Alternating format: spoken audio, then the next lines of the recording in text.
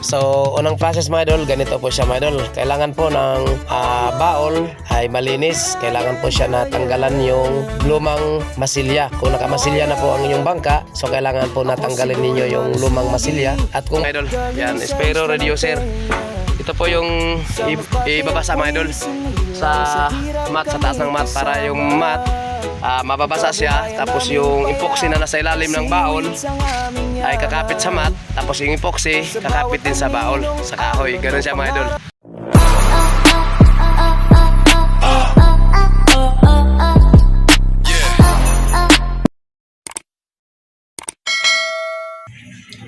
Hello, what's up mga idol? Magandang araw po sa ating lahat at shoutout na rin po sa inyo lahat mga idol. Luzon, Visayas, Mindanao, sa mga sulok o dako ng mundo.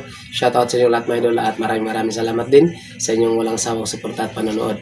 At shoutout na rin po sa ating mga silent viewers, solid viewers at followers at sa lahat ng ating subscriber. Shoutout po sa inyo lahat mga idol at maraming salamat din sa inyong walang sawang suporta at panonood ng aking mga video. Alright.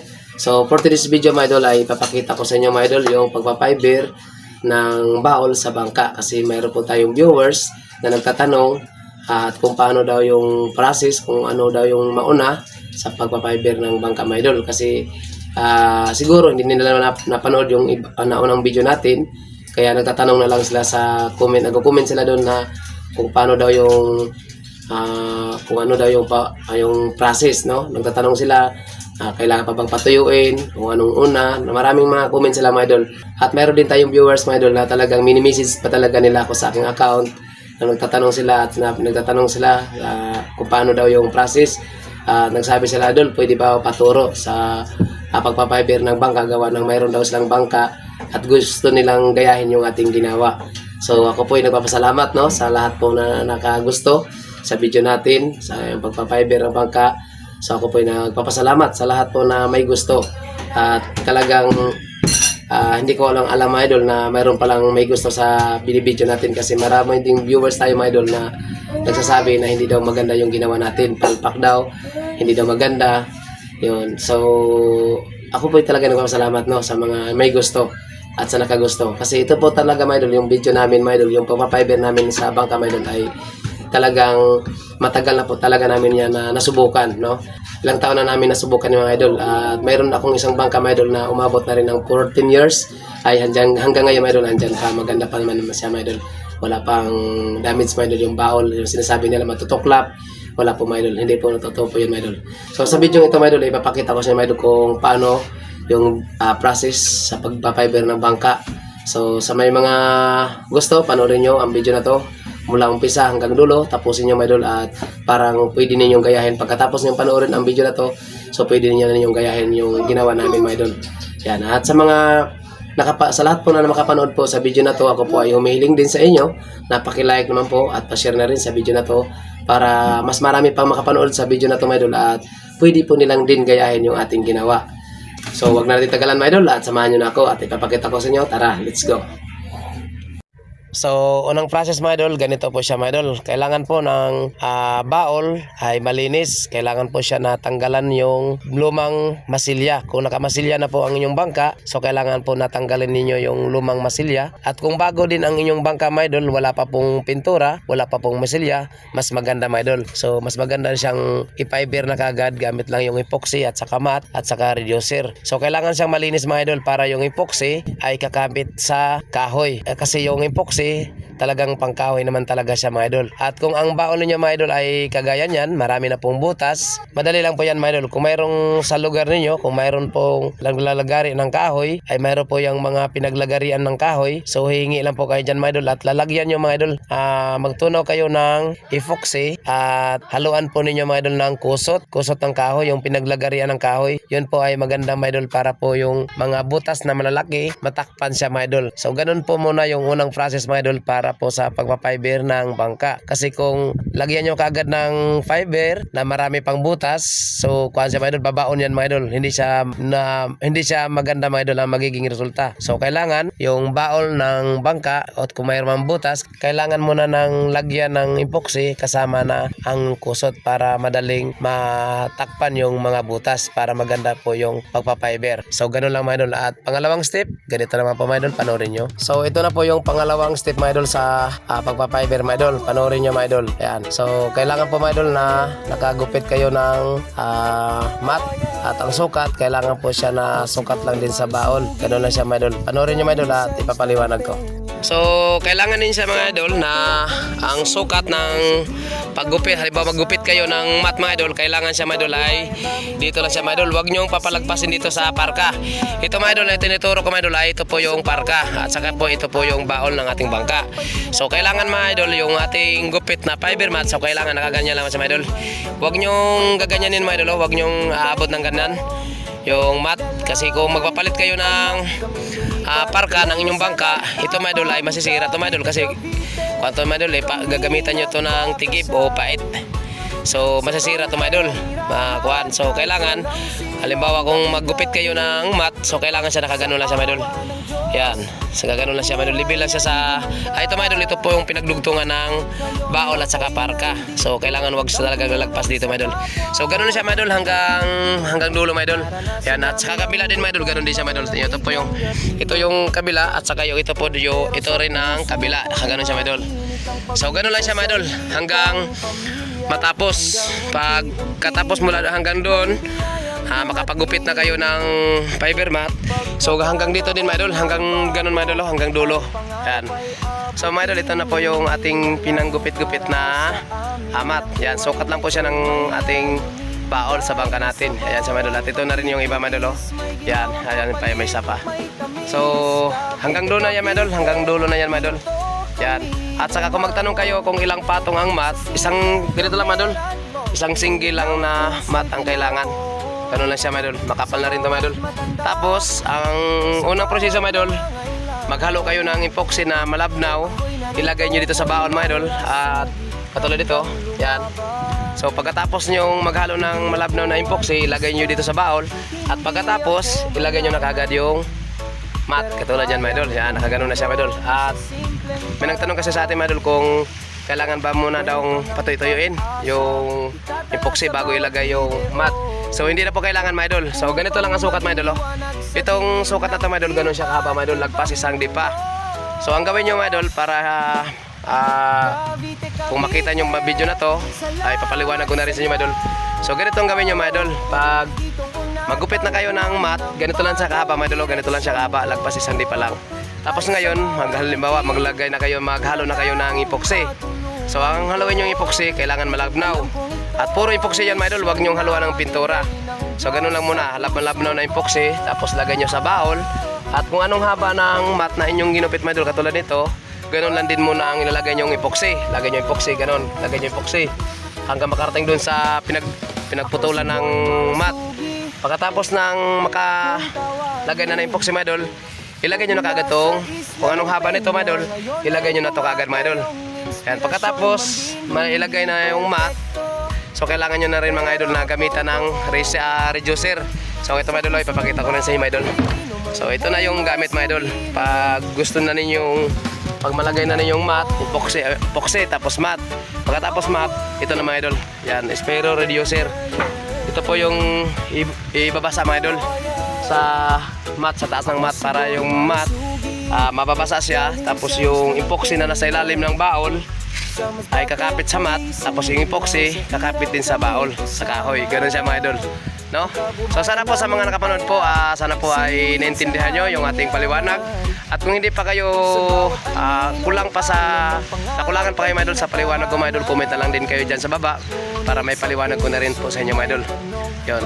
So panoorin nyo lang mga idol, kasi yung ating gagawin natin mga idol, para makita nyo mga idol yung ating gagawin. So panoorin nyo lang mga idol. At sa mga gustong gumaya, so panoorin na lang po ninyo mga idol, at sundan na lang po ninyo mga idol. Ayan. At mga idol, ito pala yung ating ginagamit, no? Ito po yung Spero reducer. Ito yung panghalo o pangtono ng epoxy. pagpalapsaw, papalabnaw. Tapos itong ating ginagamit na epoxy mga idol, kasi may nagtanong din kasi sa atin na yung ating, kung ano daw yung epoxy na ating ginagamit.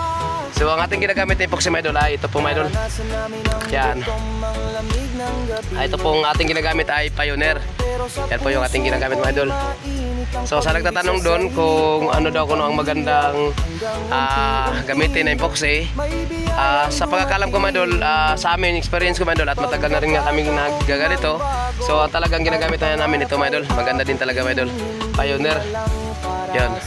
So panoorin nyo na lang mga idol at sundan nyo na rin ang aming paggawa. Sa bawat pagtitiis, may ginawang kapalit, may tamis. Cavite, Cavite, dito kami bumangon. So mga idol, kailangan din sa mga idol yung Espero reducer mga idol, ay kailangan din siya maisalin dito sa 1.5 mga idol. Ayan mga idol, kailangan siya maisalin sa 1.5 para hindi masyadong mabigat mga idol, para hindi siya masyadong mabigat yung pagbuhat-buhat nito mga idol. Pag nasa lata kasi mga idol, mabigat, at saka hindi mo matansya mga idol yung pagbuhos.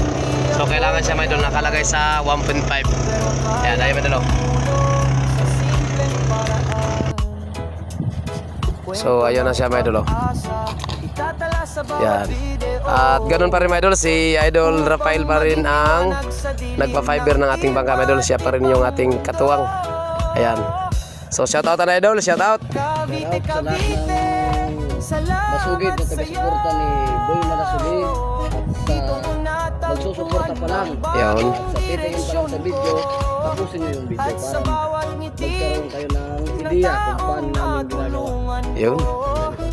Alam kong ito ang mission na So ngayon mga idol, kakabit na po mga idol yung mat. Ayan. So ganun siya mga idol.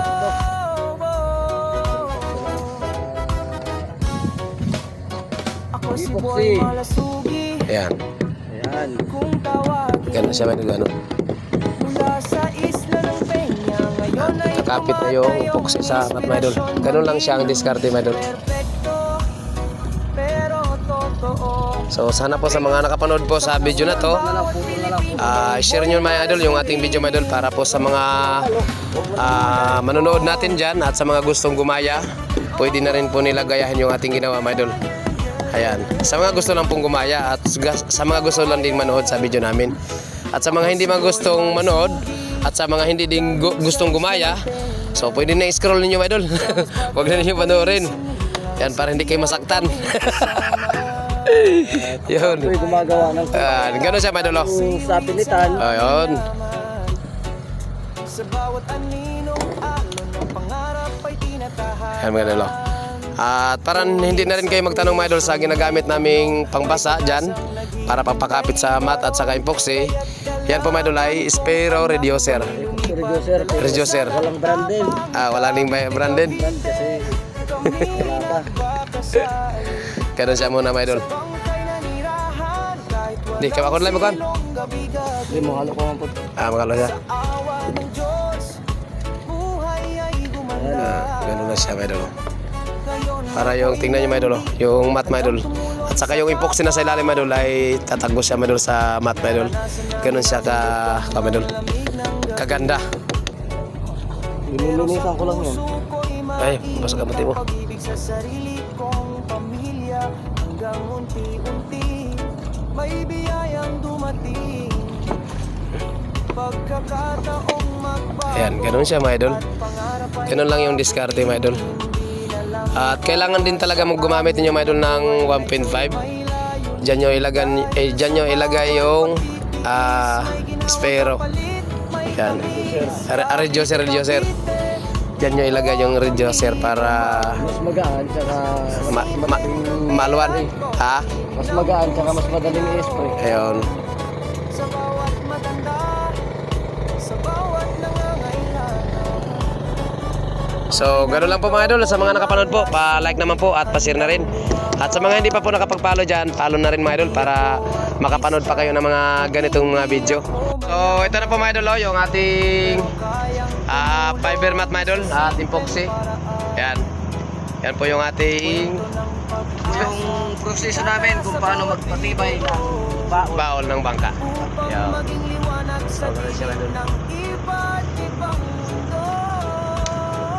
Pag tuyo nito mga idol, pag tuyo nitong mat, ay pwede na rin kagad mga idol patungan ng epoxy, panibagong epoxy. So, ang maganda din gawin nyo mga idol, ganun din mga idol, purong epoxy din muna. Tapos yung pangalawa, yung pang last mga idol ay haluan nyo na rin ng pintura.